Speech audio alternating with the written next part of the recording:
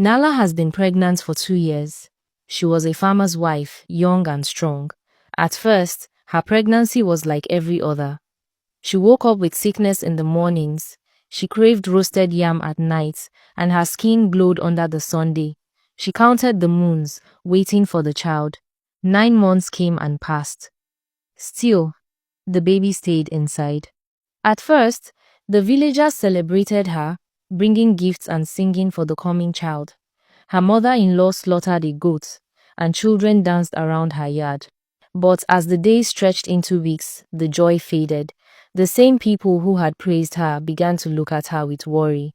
When she walked to the market, strangers stared at her belly. Mothers pulled their children close, whispering as she passed. Seasons changed. When the rains came, Nala struggled to bend and plant yams beside her husband. She tried, but her strength failed quickly. During harvest, she could only sit and watch, ashamed that she could not help. At night, when other women carried their babies on their backs to gatherings, she carried her burden still inside her heart aching with envy. There were times she thought the child had left her, for days would pass without a kick. Then suddenly, the baby would move, sharp and strong, reminding her he was still there. These moments gave her hope. She told herself, this child is only waiting for his time. Some evenings, she joined the other women at the river to fetch water. They gossiped and laughed, but their voices always fell when they looked at her. One brave woman asked, "How long will this child hide?" Nala only smiled and said, "As long as he needs." But inside, she carried fear like a shadow. Her husband begged her more than once to travel to the hospital in the nearby town.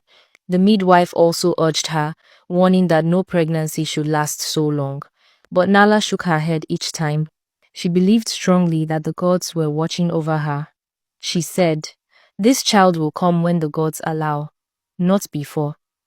Her stubborn faith divided the village even more. Some admired her courage, others called her foolish.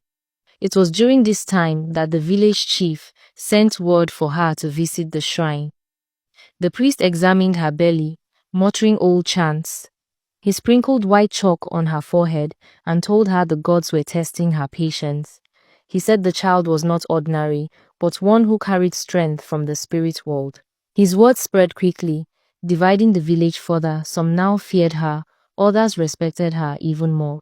Still, the moons kept passing. She grew tired, her back ached, her legs swelled, and sleep left her. The women stopped visiting as often, their laughter fading when they spoke of her. Some whispered that she had sinned. Some feared she carried a spirit child. But Nala held on. She prayed under the big Iroko tree every evening, her hands rubbing her belly. Her husband tried to be strong, but his face grew lined with worry. Every healer in the nearby villages had touched her stomach, pressing and shaking their heads. Some gave her herbs, some gave her oils, but nothing worked. Then, one morning after the 12th moon, pain woke her before dawn. It was deep and heavy, like the weight of the earth pulling her down. She screamed until the whole compound gathered. The midwife rushed in, her old hands steady and firm. Hours passed. The sun climbed and fell. Finally, as the moon rose, a cry broke the silence. Nala's baby came at last. A boy, strong and alive, with a loud voice that filled the room. The people gasped and bowed their heads. Some said it was the longest pregnancy they had ever known.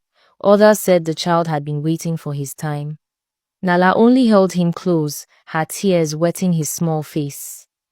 To her, he was not a curse, not a miracle, just her son, finally home.